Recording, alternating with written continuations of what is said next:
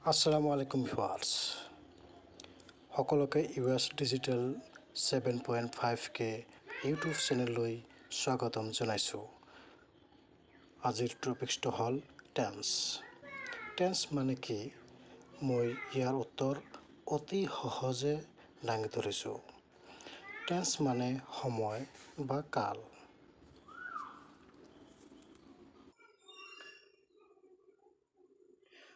Tense শিকিবলৈ হ'লে আমাক কিছুমান কথা জানিব লাগে।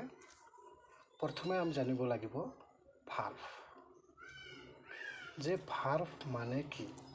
মই অতি সহজে কৈ আছোঁ যে ভাৰ্ব মানে কি? ভাৰ্ব মানে যি সেন্টেন্সৰ ক্ৰিয়াৰ কাম সদায় হোৱা বুজায়। মানে এইটো কোনো কাম কৰা বা হোৱা বুজাই আছে। যেনেকৈ ইয়াৰে আকৌ তিনিটা ভাগ আছে, V1, V2, V3। এই ভাৰ্বত তিনিটা ভাগত বিভক্ত কৰা আছে। এই তিনিটাই কিবা কাম কৰা বা হোৱা বুজায়। গো, মই শেষত আপোনালোকক ভাৰ্বৰ লিষ্টখিনি দি দিম। এতিয়া মই আপোনালোকক বুজাই আছোঁ কি হয়। V2 মানে গোৰ V2 হ'ল ৱেণ্ট। আকৌ গোৰ V3 হ'ল গান। এইখিনি কথা ভিডিঅ'ৰ শেষত আপোনালোকে চাব পাৰিব।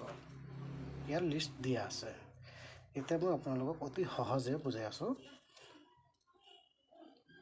যে টেন্স কি হয়। অতি সহজে বুজাই আছোঁ, ঠিক আছে। টেন্স আকৌ তিনি ধৰণৰ হয়। এইটো প্ৰেজেণ্ট, পাষ্ট আৰু ফিউচাৰ। এতিয়া কথা হ'ল যে প্ৰেজেণ্ট টেন্স মানে কি, পাষ্ট টেন্স মানে কি, আকৌ ফিউচাৰ টেন্স মানে কি। টেন্স প্ৰেজেণ্ট হ'ল বৰ্তমান, টেন্স হ'ল কাল। বৰ্তমান কাল প্ৰেজেণ্ট টেন্সত মানে বৰ্তমানত যিবিলাক সেন্টেন্সৰ ক্ৰিয়াকাম বৰ্তমান হৈ থাকে। ইয়াৰ আকৌ চাৰিটা ভাগ আছে। এক্সাম্পল স্বৰূপে আমি ক'ব পাৰিম যে